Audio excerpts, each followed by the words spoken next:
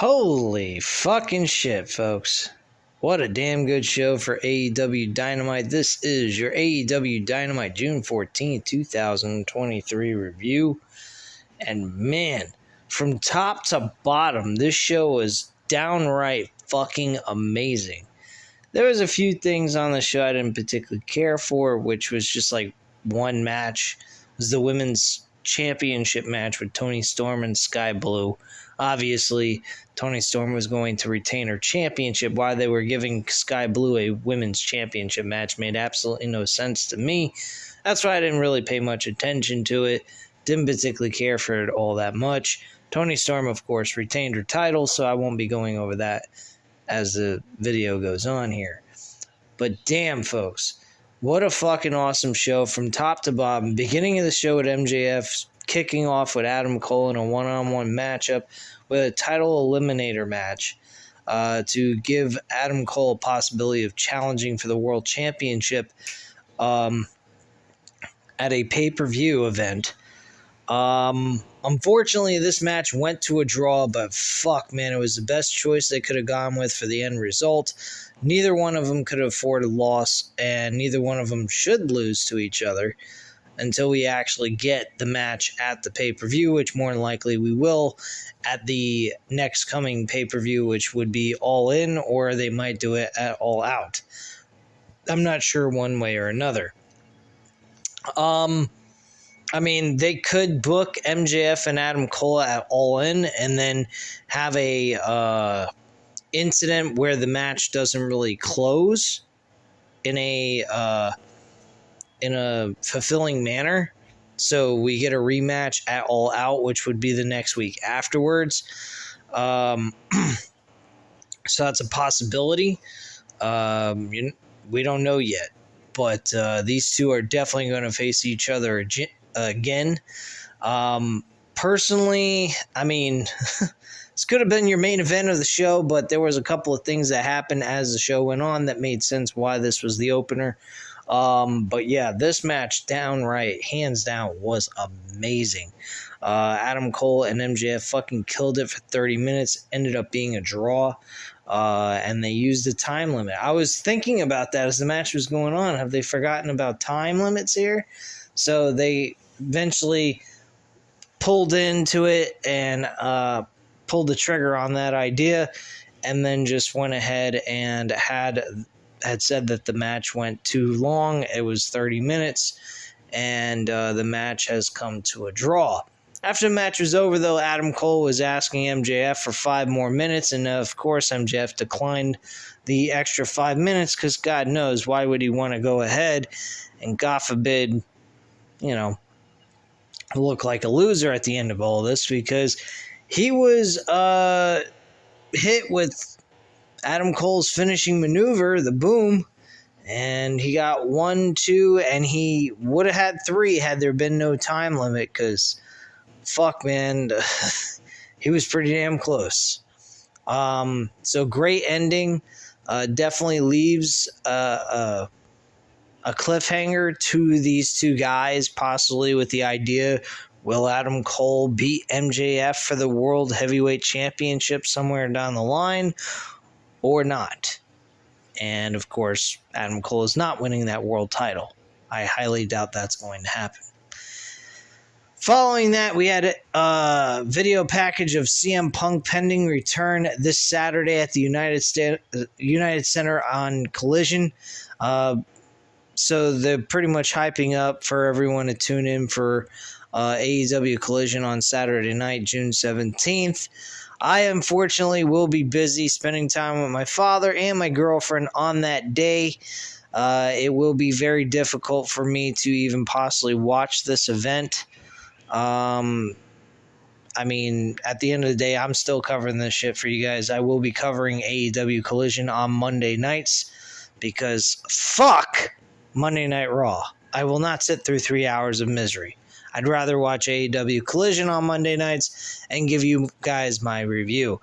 But chances are, anytime there is an AEW pay-per-view, I will be going ahead and I will cover the AEW Collision the day before the pay-per-view itself. So I will be watching those events live so that I won't be behind on the content for AEW Collision at the end of the day. Otherwise, I will be covering AEW Collision on Monday nights more than likely all the time.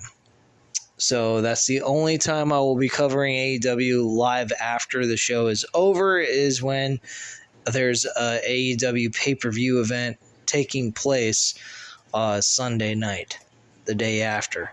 So I will go ahead and make sure I cover that on Saturdays instead of the every Monday night. So pay-per-view events, I cover it on Saturday. Anyway, let's move on from there. We had Sammy Guevara with Renee Paquette. Sammy Guevara reminds us that he and Tay Mello are welcoming a baby girl into the world. Sammy says he's going to have to make some tough decisions in order to complete his vision of having his baby daughter in one arm and the AEW World Heavyweight Championship in the other. We then get Darby Allin to come to the ring, and Darby wants to know if Sammy is ready to stand on his own 2 feet and leave the Jericho Appreciation Society. He tells him that he doesn't have to make a decision now, but he has a feeling he knows where his allegiance lies. Chris Jericho then comes out and demands that he cut the music, so you know he's pissed. The entire 3 months Sammy was chasing MJF's championship, he never asked for help. If Sammy did call, maybe he wouldn't have lost to MJF. Ooh. So apparently, Chris Jericho was a little upset that Sammy Guevara didn't ask for Chris Jericho's assistance in helping him win the world championship. That's kind of interesting, actually. If you think about it, Chris Jericho is not being selfish. He was actually saying, why wouldn't you ask for my help so that we could help you win the world title? Very interesting. So Sammy wants to know why Jericho didn't call him, because then maybe he wouldn't have lost to Adam Cole twice. Ooh. Jericho wants an apology right now, and Sammy says he's not apologizing for shit. Jericho says the sex gods should reunite next week. Darby says that Jericho calls himself a wizard, but when the bell rings, the magic is gone. Oh my gosh. Jericho says he and Sammy are going to beat Darby 2-on-1 right now, and Darby's not really alone, and out comes Sting. Sting and Jericho face off in the center of the ring, both with a bat in their hand, and a little bit of a duel here as Jericho leaves the ring and Sammy isn't following. So, very interesting shit. Excuse me. We then have the Mongol Embassy versus Sting, Orange Cassidy, Darby Allin, and Keith Lee. An 8-man tag team Schmoz Fest. The Schmoz Fest was a lot of fun, though. A lot of action-packed, a lot of fast-paced, moving bodies going on in there. And just a really good atmosphere overall. The crowd was fucking amazing throughout the entire show. That's one of the biggest reasons why this show was also very entertaining to watch. But yeah, Sting manages to pick up the victory by hitting the Scorpion Death Drop with a little assistance from Orange Cassidy with the Orange Punch on Brian Cage. So the winners were Sting, Orange Cassidy, Keith Lee, and Darby Allin. Keith Lee had some good showing in this match. He didn't have a whole lot of time to do much of anything in the show, or on the show very often, so I was very impressed with that. Darby Allin had some good airtime. He actually flew from the top rope onto the floor doing a coffin drop on one of the 2 out of the 3 6-man tag team champions, which was fucking insane. Orange Cassidy was leaping through the ropes, and yeah, I mean, pretty awesome stuff. Very entertaining shit. Very enjoyable. Also, as a side note, we actually did have a video package of the IWGP World Heavyweight Champion Sonata issue an open challenge for the title at Forbidden Door, which later we have an announcement that it would actually be Jungle Boy initiating the challenge that Sonata was giving out for anyone to challenge for his world championship. So that should be a pretty fucking good match. Obviously, we know who's going to win. It's going to be Sonata. The titles are not changing hands or going anywhere.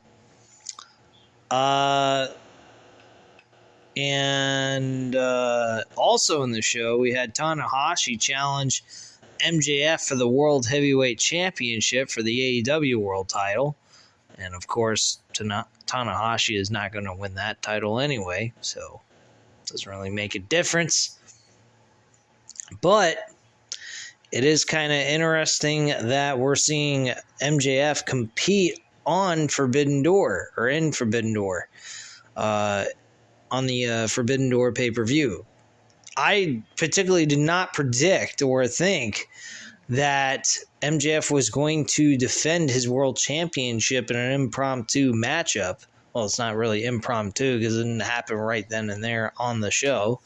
But out of nowhere, just having Tanahashi challenge for the AEW World title. So that was kind of surprising to me. I figured they were going to keep MJF off the show completely, just focus MJF and Adam Cole throughout the entire build going into Forbidden Door, and then eventually having those two face each other at a later pay-per-view.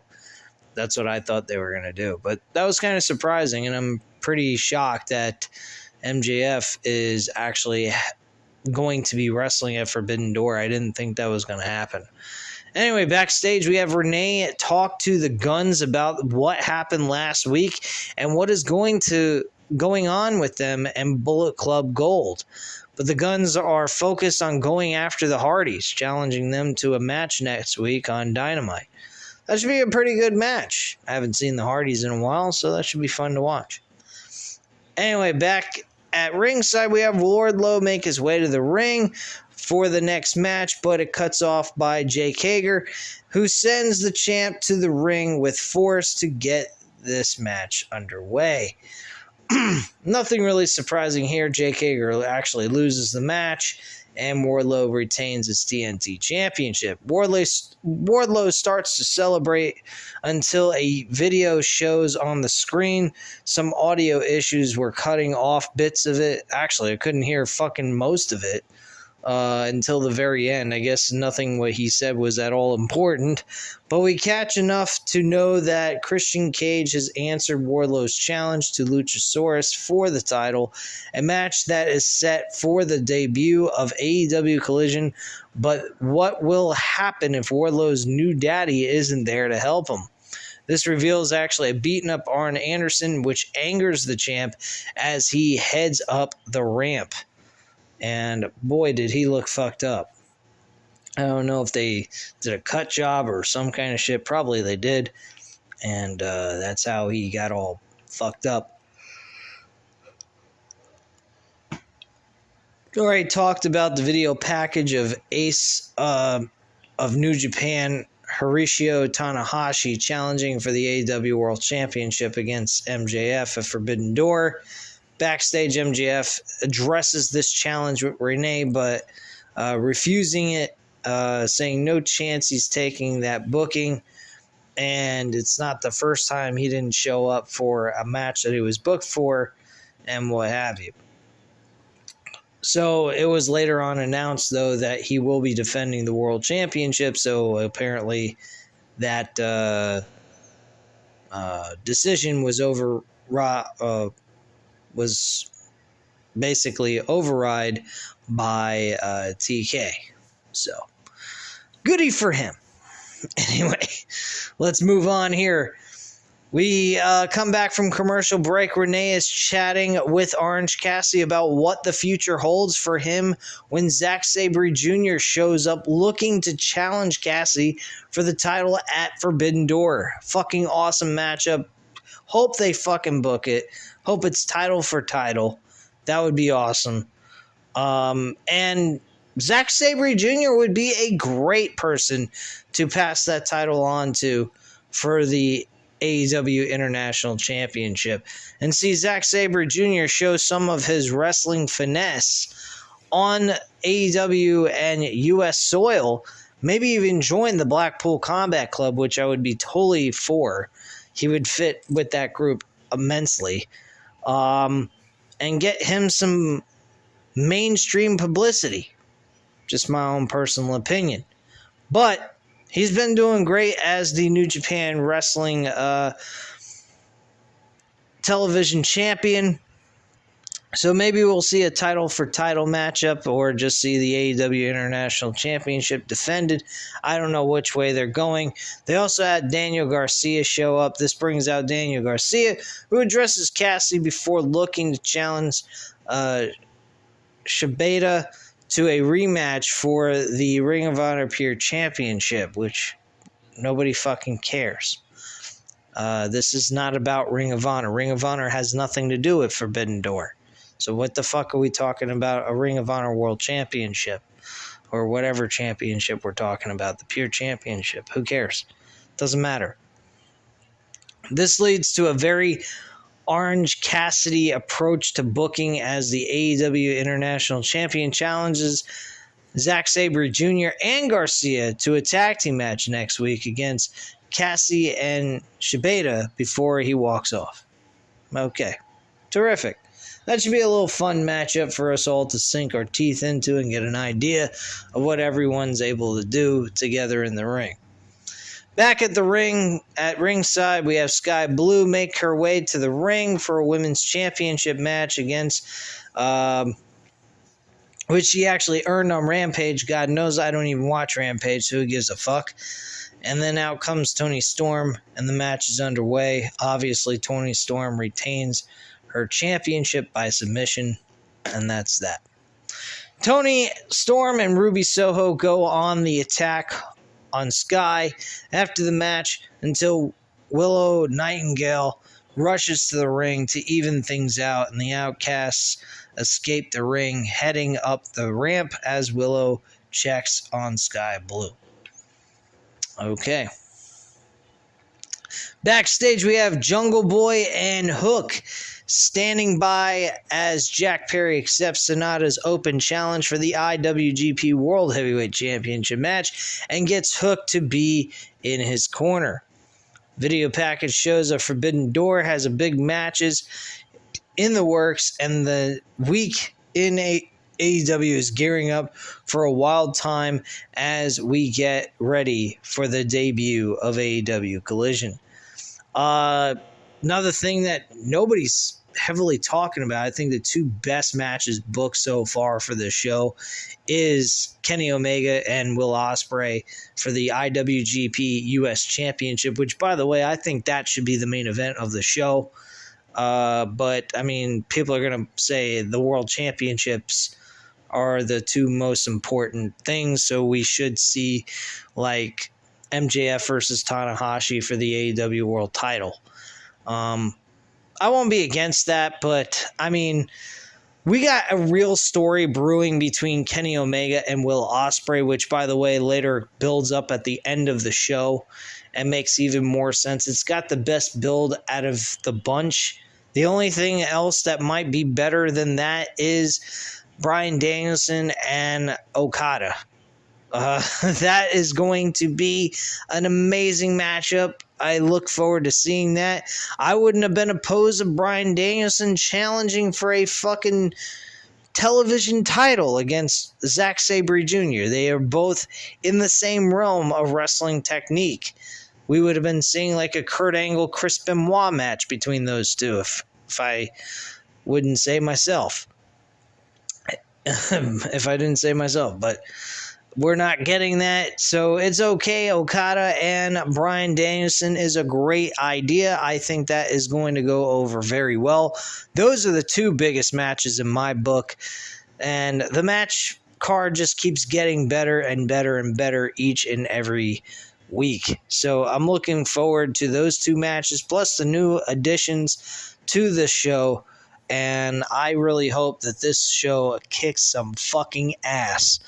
Personally, the way this show is going, I would probably pay $70. I'd pay the same amount of money that you would pay to go see a WrestleMania pay-per-view on live pay-per-view. Honestly. Straight up. $64.99, I'd pay that straight up for this fucking event. This event has turned out to be huge. This is like all-star of wrestling, man. Two of the best promotions outside of WWE clashing heads with each other. I think it's fucking awesome. All right, so the main event, we have Hangman Page and the Young Bucks going up against Blackpool Combat Club that consisted of Jon Moxley, Claudio Castagnoli, and Wheeler Yuta. This was an awesome matchup, man. The 8-man tag team matchup was great, and this one was just as good, if not better. Holy fuck, this was all over the place, non-stop, fast-paced action. Everyone got their moves in. Everybody got involved. Everybody had some airtime. Tagging in and out didn't fucking exist in this match at all. And personally, I'm the first one to say, I hate that shit, but I can't deny how fucking awesome this matchup was. This was an awesome main event. If there was nothing going on with MJF being booked for a match against Tanahashi, I would have said to just have Adam Cole and MJF as the main event, because that was a great match. That would have been that to me was main event television right there. But with them having Tanahashi challenge for the world championship against MJF, I'm not against why they booked it the way they did, so it made a lot of sense. This main event was awesome. It continues the storyline between Kenny the Elite and the Elite and the Blackpool Combat Club, so I have no complaints here. Hangman Page managed to finish off the match on Wheeler Yuta. Wheeler Yuta was a sacrificial lamb in this matchup at the end. The Young Bucks delivered the knee trigger, double knee trigger, the BTE trigger by the Bucks, followed by the big buckshot lariat, and then the pin for the 1, 2, 3. At the end of the day, these guys were all over the place. This fucking match was amazing. Everybody got their time in, and they had their moment to shine in this matchup. So congratulations and kudos to everybody. After the match was over, though, there was a lot of stuff going on. A lot of people showing up out of nowhere. We had Eddie Kingston, which was a surpriser. I was like, what the fuck's he doing on AEW? We haven't seen him in a long time. He's been on Ring of Honor now. Now, granted, Kingston and Claudio had a rivalry going on AEW. Not AEW, but Ring of Honor. So that was kind of interesting. So the celebration is cut short as BCC rushed back into the ring, going after the Young Bucks and Page until Eddie Kingston hits the ramp, making a beeline for the Ring of Honor World Champion, and Kingston and Claudio go at it until the champ is sent over the top to the outside by Kingston, who turns around to face Mox, who has bad intentions until the Bucks cut him off. Kingston and Mox have a stare down, but they don't really do any physical harm since they are friends. But they do. Kingston does understand that Young Bucks do have beef with the Blackpool Combat Club, but he's also trying to defend his own friend. He didn't care if they wanted to go after everybody else from the BCC, just not Moxley himself, because in real life they are truly good friends. So they basically have like a stare down and a shouting contest over what Moxley has been up to lately until Takeshita runs down to blindside the Elite and Kingston, and Takeshita is all alone in the ring until Kenny Omega runs down to intercept, leading a brawl as BCC, the Elite, and more end up going at it in the ring. Fucking complete, utter chaos beyond belief. So we're left with Kenny Omega and Takeshita as Kenny goes for the V-trigger on Takeshita, but then it's cut off by Will Ospreay with a super kick that loops around his shoulder and into his face. Fucking awesome flexibility by Will Ospreay just to connect, because the angle was completely off. I think that was completely botched and it wasn't meant to be that way. But for him to correct the direction of his foot and get it to sink right into his face to make it look believable was unbelievable by Will Ospreay. So Ospreay rushes the Best Bout machine, letting his intentions be known ahead of their IWGP US Championship match at Forbidden Door as he hits the Stormbreaker on Omega. Ospreay is left standing tall, getting a round of applause from Don Callis and Bryan Danielson on the outside as we get our final rundown of matches announced for Forbidden Door as we're left with a very smug Ospreay hitting a hidden blade on Omega for good measure before the show comes to a close. So that is basically it, guys. I mean, if you didn't like this show, then you really need to have your head checked. There is no way in hell you can tell me this was not a very good show. You can't even just tell me this was a good show, period. If you didn't think it was the greatest show in the world, fine. But if you didn't think this was a good show, at least, there's something fucking wrong with you. Seriously.